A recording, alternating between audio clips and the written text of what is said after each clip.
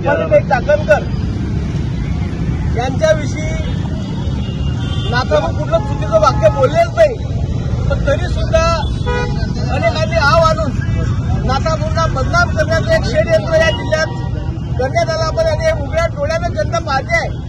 खऱ्या अर्थानं आगामी निवडणुका डोळ्यासमोर ठेवून हे सगळं चित्र चाललेलं आहे. आणि खऱ्या अर्थानं नाथाभाऊंची उंची सगळ्यांना माहिती आहे. नाथाभाऊ अशी व्यक्ती आहे की मुख्यमंत्री पदापर्यंत या खानदेशाचा नेता म्हणून त्या पदापर्यंत नाथाभाऊच्याच रूपानं व्यक्ती पोहोचला होता. आणि त्या माणसाला बदनाम करण्याचं हे षडयंत्र अनेक जण या ठिकाणी करताय. नाथाभाऊ चुकीच्या गोष्टीला समर्थन करणारी व्यक्ती नाही, हे लोकांनी पाहिलं आहे. गेल्या 40 वर्षापासून राजकारण नाथाभाऊ राजकारण करताय. अनेकांना अनेक ठिकाणी साथ देण्याचा प्रयत्न, चुकीच्या गोष्टीला कधीच समर्थन करण्याचा विचार नाथाभाऊच्या मनात कधीच शिवला नाही.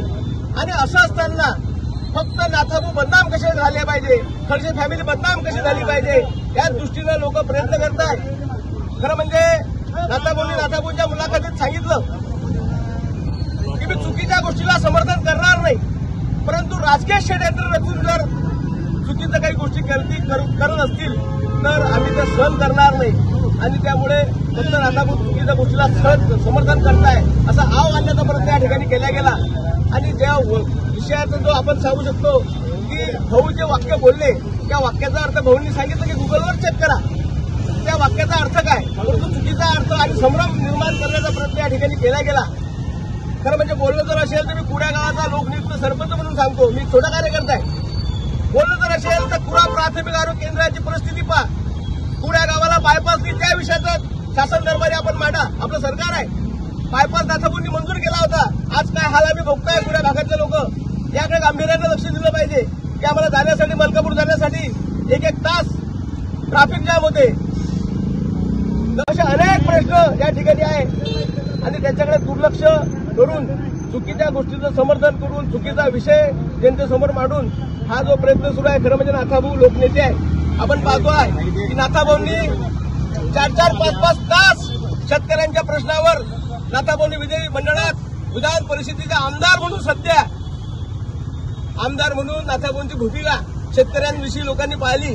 शेतकऱ्यांचे अनेक प्रश्न नाथाभाऊंनी 4-4 तास या ठिकाणी विधान परिषद मांडताय आणि कोणीच नेता शेतकऱ्याच्या समस्यावर बोलायला तयार नाही.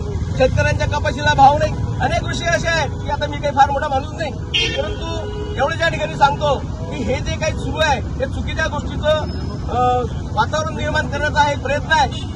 मी या सगळ्या चुकीच्या गोष्टीचं समर्थन करणाऱ्या किंवा चुकीचं वातावरण निर्माण करणाऱ्या या सगळ्या घटनेचा निषेध करतो.